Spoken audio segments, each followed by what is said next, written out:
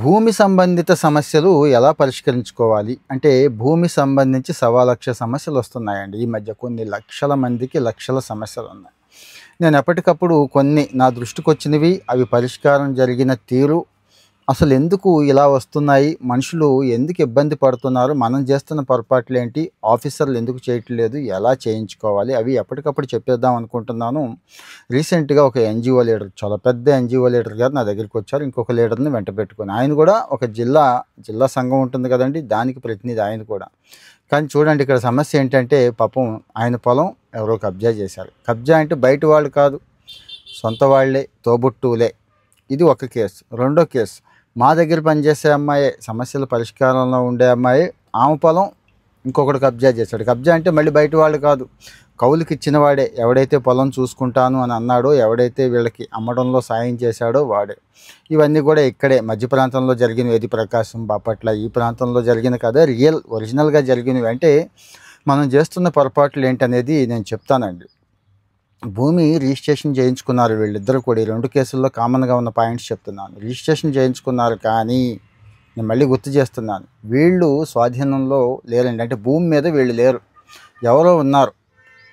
ఇక్కడేమో మొదటి కేసులో ఎన్జిఓ లీడర్ గారి కేసులోనేమో వాళ్ళ అన్నయ్యో తమ్ముడో ఉన్నాడు. రెండో కేసులో ఆ భూమి అమ్మి పెట్టడానికి ఒకడో హెల్ప్ చేస్తే, ఈమె ఎక్కడో ఉంటుంది పాపం, ఈవిడ భర్త గారు చనిపోతే ఈమెకు ఉద్యోగం ఇస్తే ఈమె ఇక్కడ ఉద్యోగం పనిలో ఉండి వాడు చూసుకుంటున్నాడు కదా అని చెప్పి వాడికి చెప్పింది. భూమి మీద వాడే ఉన్నాడు. ఇక్కడ వచ్చి భూమి మీద వీళ్ళ అన్నయ్యో తమ్ముడో ఇక్కడ ఉన్నాడు. ఇద్దరు కూడా వస్తే నరికేస్తాం, చంపేస్తాం, తీసేస్తాం. లోకల్ కదా వాళ్ళు, మేము లోకల్ అని చెప్తున్నారండి. కానీ రికార్డుల్లో వీళ్ళే ఉన్నారు. ఈసీ తీసినా, అడంగల్ చెప్పినా ఇదే చెప్తుంది. కానీ భూమి మీద మాత్రం వీళ్ళు లేరు. ఈ సమస్య చాలా చోట్ల వస్తుంది, గుర్తుంచుకోండి. మీరు ఎవరికైతే అప్పు చెప్తున్నారో భూమి, దయచేసి ప్రతి సంవత్సరం మార్చేయండి. ప్రతి సంవత్సరం సాధ్యమంత వరకు. బాగా మంచివాళ్ళు, నమ్మకస్తులు అయితే తప్పించి, ఈ మధ్య మంచివాళ్ళు అనుకున్న వాళ్ళే ముంచుతున్నారు, సొంత వాళ్ళే ఇదిగో ఇలా చేస్తున్నారని చెప్పడం నా ఉద్దేశం. భూమి మీద మనం ఉండటం ఇంపార్టెంట్ అండి. నేను మళ్ళీ చెప్తున్నా, ఇది కూడా చూస్తారు. మీరు ఒక జిల్లా కలెక్టర్ గారి దగ్గరకో, జాయింట్ కలెక్టర్ గారి దగ్గరకో రేపు అర్జీ పెట్టుకొని వెళ్ళినప్పుడు భూమి మీద మీరు ఉన్నారా అని అడుగుతారు. భూమి మీద మీరు లేరనగానే కొత్త డౌట్స్ వస్తాయండి. అంటే వాళ్ళు ఏం చెప్తారంటే, దున్నేవాడిదే భూమి, ఉండేవాడిదే ఇల్లు, ఇలా చెప్తారు కదా. అలాగని వీళ్ళేమి శ్రీమంతులు కాదు.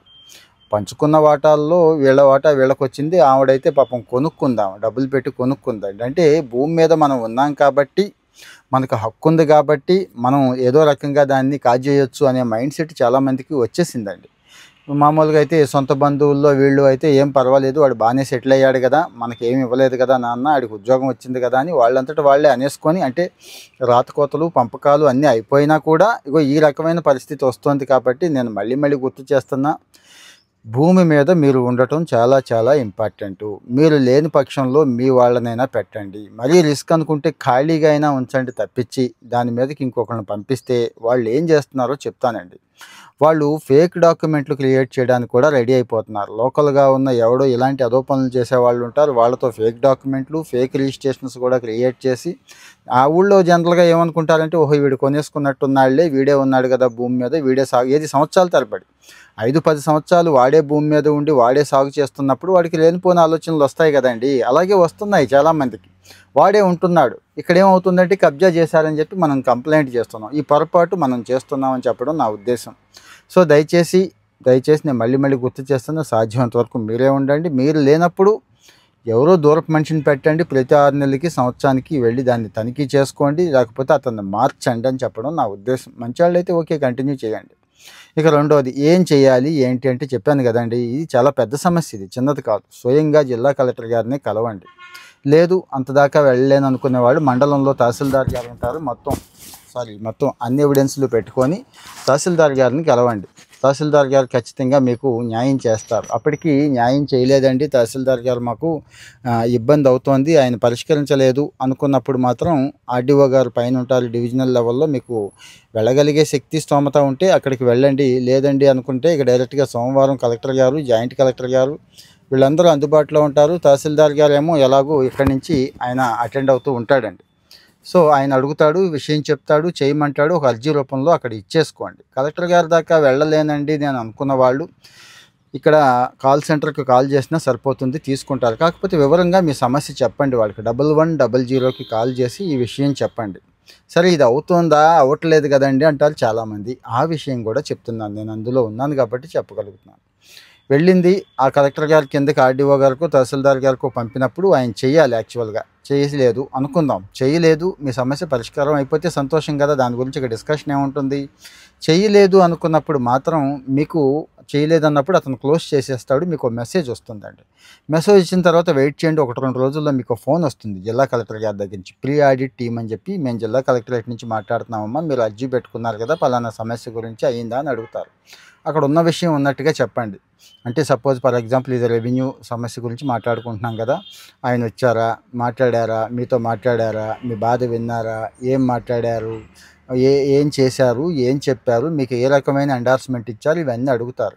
లోపం ఉంది సరిగా చేయలేదన్నప్పుడు రీఓపెన్ చేసి వాళ్ళు మళ్ళీ ఆడిట్ చేసి మళ్ళీ ఆర్డీఓ గారికి పంపిస్తారండి. ఈ ఆడిటర్ కూడా మళ్ళీ మీకు ఫోన్ చేస్తాడు. అంటే ఒక డిపార్ట్మెంట్కి ఒక ఆడిటర్ ఉంటారు, రెవెన్యూలో మళ్ళీ ఆడిటర్ అని చెప్పి కలెక్టరేట్లో ఒక ఆయన ఉంటాడండి ఇవన్నీ పరిశీలించడం కోసం. ఒక ఆయన ఏంటి 2-3 దాకా ఉంటారు, వాళ్ళు మళ్ళీ మీకు ఫోన్ చేస్తారు.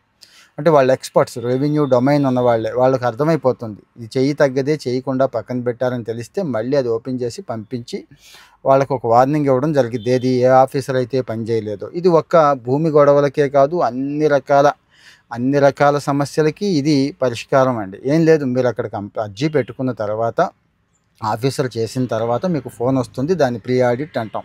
అంటే ప్రిలిమినరీ ఎంక్వైరీ, ఆఫీసర్ బిహేవియర్ ఎలా ఉంది, ఆఫీసర్ పద్ధతులన్నీ ఫాలో అయ్యి ఒక గవర్నమెంట్ అధికారి ఎలా చేయాలో అలా చేశాడా లేదా అని అడుగుతారు. లేదు ఇక్కడ అని తేల్చేసిన తర్వాత ఆడిట్కి వెళ్తుంది. ప్రీ ఆడిట్ తర్వాత ఆ ఆడిట్లో ఆడిటర్ ఉంటాడు, ఒక డిపార్ట్మెంట్కి ఒక ఆడిటర్ జిల్లా కలెక్టర్ గారి దగ్గర ఉంటాడు. ఆయన ఫోన్ చేసి విషయం కనుక్కొని మీరు చెప్పినవన్నీ నోట్ చేసుకొని అటు ఆఫీసర్తో కూడా మాట్లాడతాడు, మళ్ళీ మీతో కూడా మాట్లాడిస్తాడు. ఈ రెండు మాట్లాడిన తర్వాత ఆయనతో మాట్లాడి మీతో మాట్లాడాక ఒక నిర్ణయానికి వచ్చి దాన్ని రీఓపెన్ అంటారు. అంటే ఆ కంప్లైంట్ని మళ్ళీ తిరిగి తెరిచి మళ్ళీ పై ఆఫీసర్కి పంపిస్తారు. అంటే ఇంతకుముందు తహసీల్దార్ గారు చేయలేదు కదా, ఈసారి ఆర్డీఓ గారికి పంపిస్తారు. ఇప్పుడు ఆర్డీఓ గారు బాధ్యత అన్నట్టు.